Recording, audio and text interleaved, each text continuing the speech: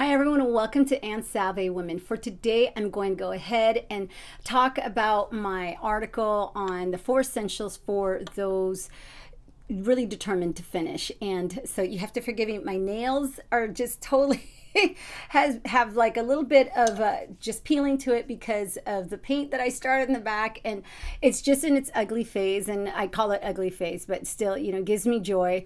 And for those of you who just like to dabble in painting, you know that sometimes when you do your outlines and there's no detail to it yet, it makes you happy to know that you've done it, but yet at the same time you just know that it's not at its finished state. And so typically at that point you don't want to share. It's kind of like that last chapter is not there yet, so it's still in the progress. But anyhow, I will definitely share it with you guys in the near future when I feel never is going to be a finished state, but when I feel that it is to my satisfaction. Anyhow, let's go back to the 4 essentials for a student determined to finish.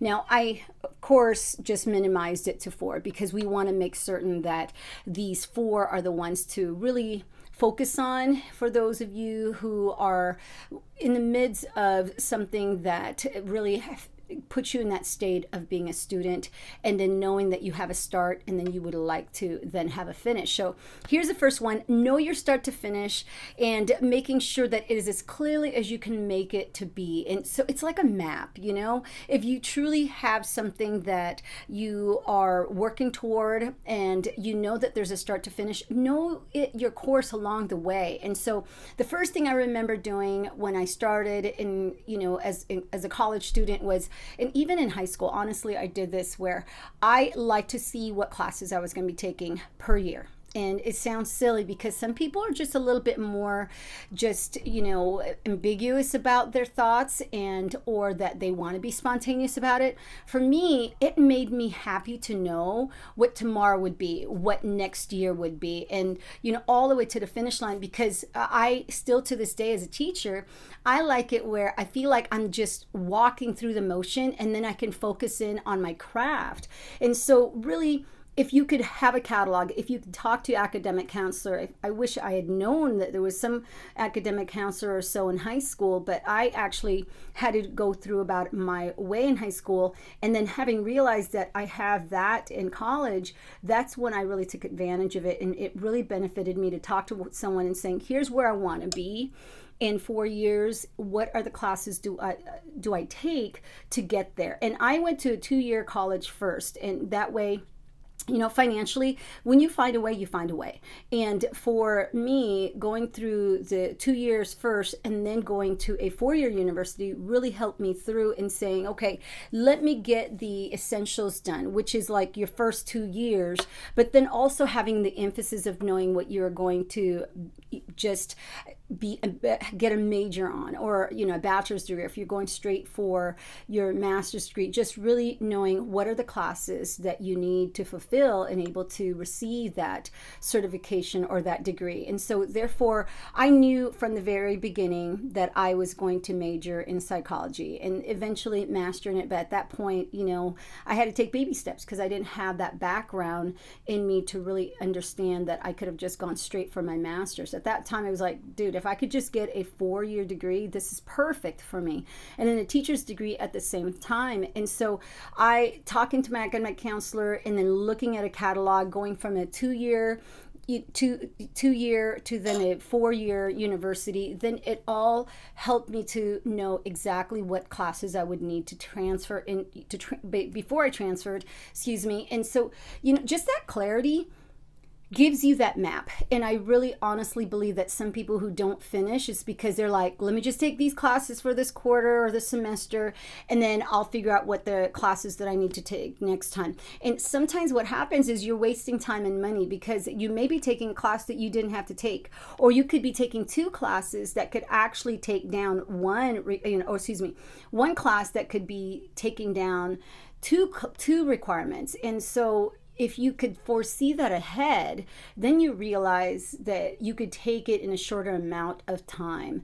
And so for number one, just make sure your path is as clear as you can make it from the very beginning. And then that way you're focusing in on your craft. You're focusing in on doing well in your classes rather than worrying about what to do when as the quarter or the semester is nearing to an end and what classes to take next. Because if you have it laid out already, it's kind of fun. You save a lot of money going into, again, if you're one of those like me who are really in financial constraints, then you could go ahead and plan ahead and say, okay, as soon as I turn in all these books, I could go ahead and get used ones for the next semester or the next quarter, and you'd be one of the first ones. So you get like first picks on your books, even though it's used, but you typically, the ones that are first picks are a lot cleaner, a lot nicer than the ones that are kind of old and rugged by the time you get desperate because you're one of the last ones to get your books for the next semester or quarter.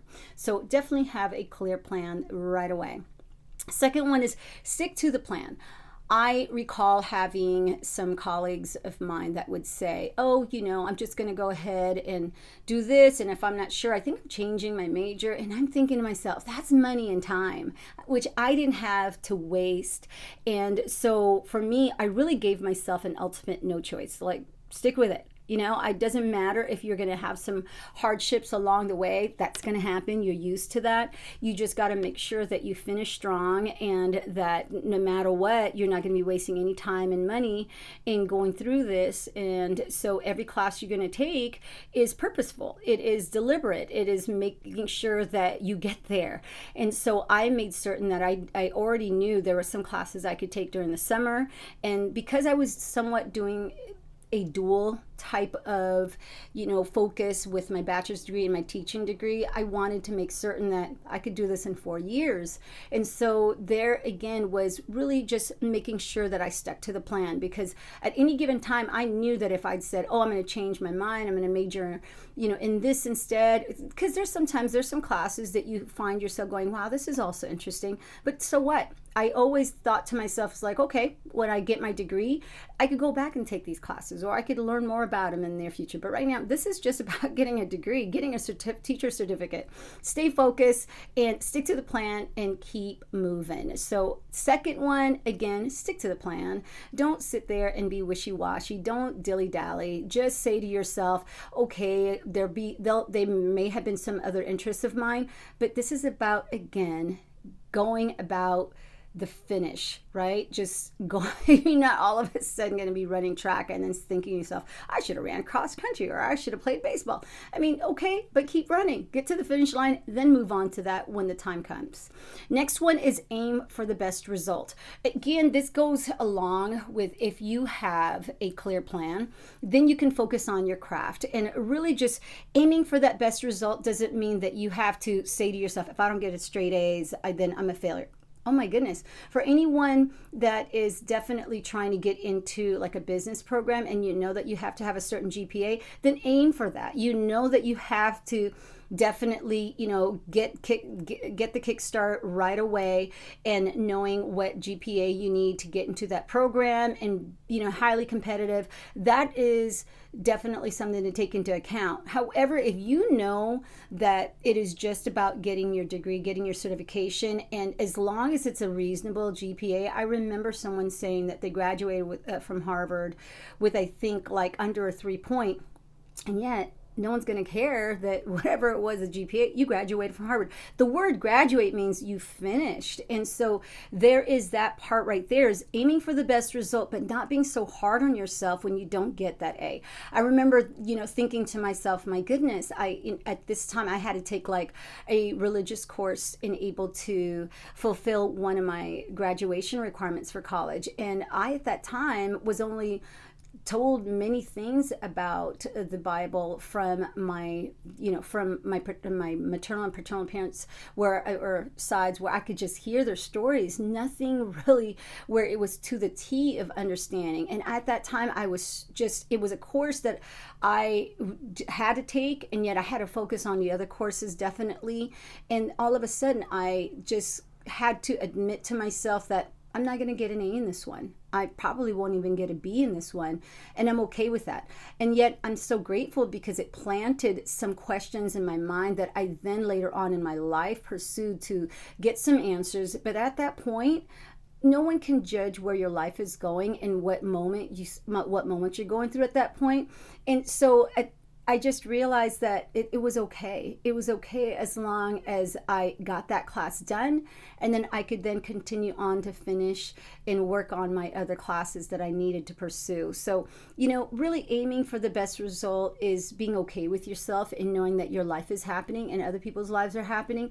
And it's just not walking around thinking to yourself that it is about being a straight A student and yet not finishing. It's about being a student who finishes and giving yourself grace and saying, I aim for the very best, and yet here I am at graduation. I may not be the valedictorian. I may not be at the top of my game, but darn it, I am done, and I'm grateful for what I've worked toward to really accomplishing. And that is what you need to tell yourself.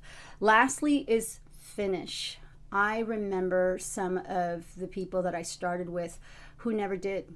And, it was always, they had the reasons. And as long as they're okay with the reasons, as long as they're understanding that they went through a journey, they got something out of it, and they're okay not finishing, or that perhaps it's on pause, life happened, and then in the near future they will come back up and pick up again. I've seen some people do that as well.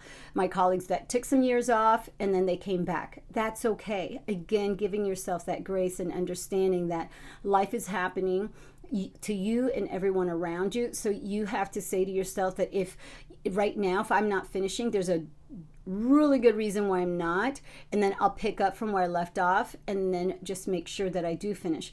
But the biggest part is finishing, because you don't want to look back and say to yourself, wow, look at all those bridges that I started across and yet I just stopped and never completed those bridges. You have to really be determined from the very beginning and saying to yourself that no matter what, no matter how long this course will take, this may be a sprint, this may be a marathon, this may be both at times, and I may be, very exhausted, or this may be something that may be cross country. Like I'm going to be seeing some major pathways and going through some major hurdles. If, this is some kind of a competition for myself and my heart, my mind, my body, and my spirit, yet I know that I will be done. And as again, going through all of those motions of the first one, having a clear plan of your path, and then the second one, sticking to that plan, third one, aiming for that best result, and then giving yourself grace no matter what. As long as you finish, you're good to go. And you can, be that person who graduated from Harvard and is proud to say what his GPA was, and then being able to say, but I have a Harvard degree. No, you may not have a Harvard degree. You may not have a Yale degree. You may not have, any of the top prestigious colleges that everyone talks about, that aims for. But that, again, is okay, because when you walk around with your degree and when you walk around with the certificate, whatever it may be that you're working toward, in your heart, you are complete. You know that you established your goal, you went for it, you completed it, and now you can say it's one thing that you have done, and now you can continue to pursue other things. But as long as you're checking off what you've started to now saying that you finish it, that's something to be very, very proud of yourself, and knowing that you are a masterpiece in the making, and that you are continuing to pursue many, many parts of life that is a journey. And so it's okay. And that's really all I have to say today, is just keep embracing yourself. Being a student means that you're pursuing something that you would like to receive and accomplish. And so good for you to just keep doing that. But don't give up. And there are going to be times where you're going to say to yourself, oh my goodness, I don't think I can finish. Just go to the next day. And if you keep saying that, go to the next day. You keep saying that in your head, go to the next day. And guess what? When you finish, you go, I can't believe I finished. And then that'll be the good feeling of knowing that you were able, and you're definitely capable right now, and you definitely will get there. So in the words of my mother, God bless us all. Thank you so much. I think my nails have really had it today from starting or trying to continue the outline of the background of my painting.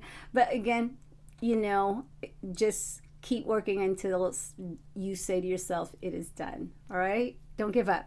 You got this. We'll see you next time.